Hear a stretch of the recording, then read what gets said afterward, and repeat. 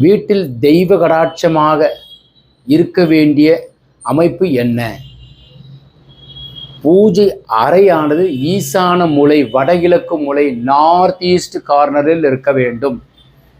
இல்லைன்னா கன்னி மூலை, தென்மேற்கு கார்னரில் பெட்ரூம் அட்ஜாயினிங்காக இருக்க வேண்டும். தென்மேற்கு மூலை, மகாமேரு மூலை, திருவண்ணாமலை மூலை, அந்த மூலையில் பெட்ரூம் அமைத்து அதற்கு ஈசான மூலையில் பூஜை அறை அமைக்க வேண்டும். அப்படி இருந்தால் அந்த வீட்டில் மகாலட்சுமி வாசம் செய்வாள்.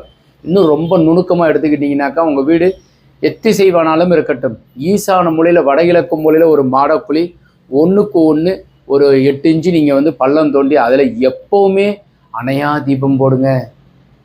இறைவன் வருகை கண்டிப்பாக எப்பொழுதும் இருந்து கொண்டே இருக்கும். காலையில் எழுந்தவுடன் நீங்கள் செய்ய வேண்டியது, அடியை நான் செஞ்சுக்கிட்டே இருக்கேன், உங்கள் முன்னாடி பேசுகிறதுக்கு உண்டான வாய்ப்பு கிடைச்சிது.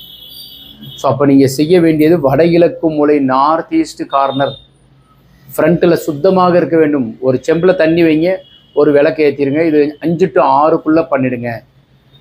தெய்வ கடாட்சம் நிரம்பி இருக்கும், வறுமை இருக்காது, காசு பணம் உங்களுக்கு வந்து கொண்டே இருக்கும், சந்தோஷம் இருக்கும். இந்த வீடியோ உங்களுக்கு பிடித்திருந்தால் லைக், ஷேர் பண்ணுங்கள், கமெண்ட் பண்ணுங்கள், சப்ஸ்கிரைப் செய்து வைங்க.